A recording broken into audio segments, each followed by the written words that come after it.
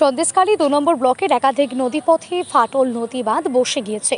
সন্দেশখালী ২ নম্বর ব্লকের একাধিক নদী বাঁধে ফাটল টানা ৪ থেকে ৫ দিনের বৃষ্টির প্রভাবে বঙ্গোপসাগরে নিম্নচাপের ফলে বিপত্তি কোথাও কোথাও নদীর ফাটল সৃষ্টি হয়েছে।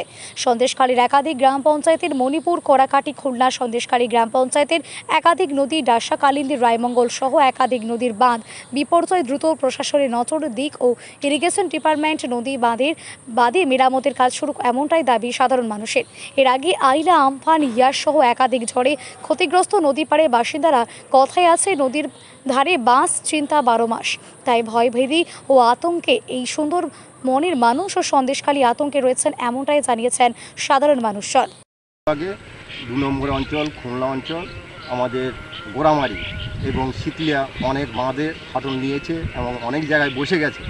আমরা চাই দ্রুত প্রশাসনিক ব্যবস্থা নেয় যাতে আমাদের বিপর্যয় না ঘটে। তার আগে যদি চেষ্টা করে তাহলে আমাদের আমরা অনেক। আপনারা কি সুন্দরভাবে আতঙ্কে থাকেন? হ্যাঁ, সে তো অবশ্যই থাকবো, কারণ এর আগে কয়েকবার আমাদের ভাঙন হয়েছে, আইলাও হয়ে গেছে।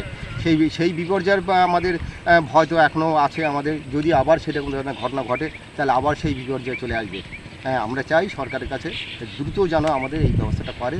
কতদিন থেকে বৃষ্টি হচ্ছে? বৃষ্টি আজকে প্রায় ১ সপ্তাহ ধরে বৃষ্টি হচ্ছে। এর আগেও সামান্য হয়েছে, কিন্তু এই ১ সপ্তাহ কন্টিনিউ বৃষ্টিটা হচ্ছে, যার ফলে এই বাঁধ বসে যাচ্ছে, অনেক জায়গায় ফাটল নিয়েছে। আর আমাদের গোড়ামারি এই জায়গাটা তো বিশেষ করে এই জায়গাটা আগের বারেও ভেঙে গিয়েছিলো। সেই আগে যে ভাঙন ছিল, সেই ভাঙনের পাশাপাশি যে কংক্রিট বাঁধ, সেই বাঁধটা বসে গেছে, একদম বাঁধের গোড়ায় চলে এসছে।